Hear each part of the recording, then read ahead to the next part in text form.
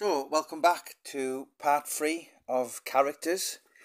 And of course, I had to fit Mr. Paul Sykes in there. Arguably Wakefield's most notorious, infamous character. You've read the 3 books by myself. You read Paul Sykes' book. A few others have done them. Of course, the film is going to be coming by Western Edge Pictures. But before he was a figure of interest, he was just part of the furniture, and I'm talking about after the millennium. I'm talking. I kind of. So he went to Stanley Roy 2001 to try and give up alcohol. So certainly from about 2002.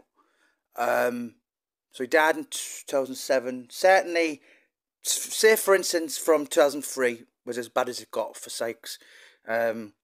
The picture that you see on here was where he's got about 8 quotes on and he's doing the jazz hands. So that was November 2004, and that was outside the magistrates. I spoke to the gentleman who actually took that photo, and he was just hanging around, the Wakefield paper. They would often stick Sykes in. It's only once a week, and if they had nothing to print, they'd just do a picture of Paul or go looking for him, and that's what that picture was. So a lot of people know him as this kind of figure of great interest. Well, there must be, because they're spending a fortune, millions on making the film. But back then, he was just as part of the cathedral. Do you know what I mean? He was just like, you'd look at him and think, well, it's just Paul.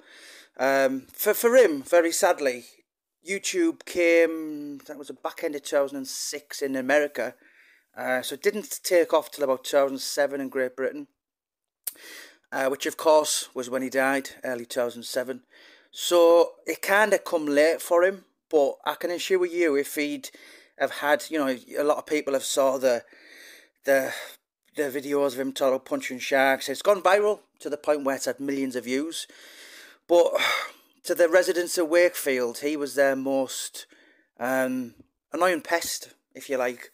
Gone was the time when he was scary. That had gone.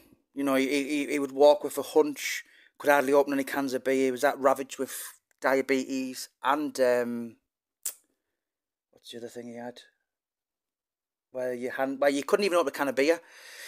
Arthritis, and he was just a pest. I think the worst thing he kind of would have done in them days was shoplifting, or if he got caught, rather than hit someone, he'd just spat at him.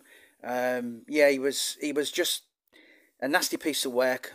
Quite often he would be sat there arguing with the pigeons, talking to pigeons, or chasing cars, or quite regularly people woke up and he was asleep in the front garden, doing things like going in the shop, getting a kebab and doing a runner.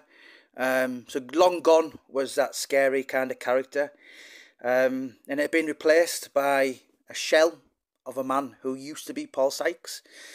Of course, the youth would hunt him in packs, smash eggs on him, and I think it was the back of 2005 when he was set fire on in Thorne Park.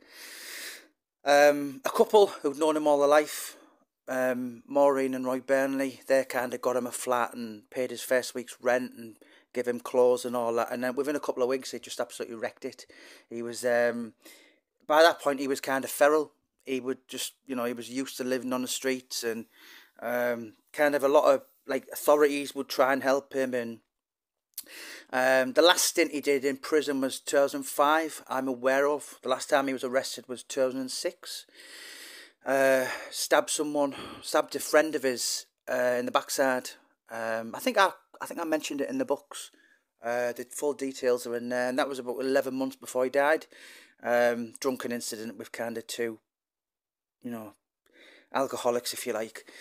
Never went any further.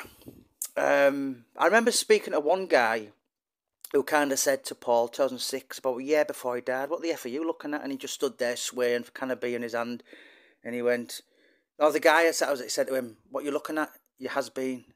And Sykes, very kind of philosophical, great wit, even then, he kind of just said to him, better a has-been than a never was-been. And the bloke actually never had an answer for that. But he was a character, and you know, I've spent so much time in Wakefield. I'll be back there when the film starts, documentary starts, and I've met, I mean, everyone has an opinion of him. I've spoke to priests, I've spoke to the old ladies who run the Wakefield Cathedral shops, and everyone has a story on Paul Sykes.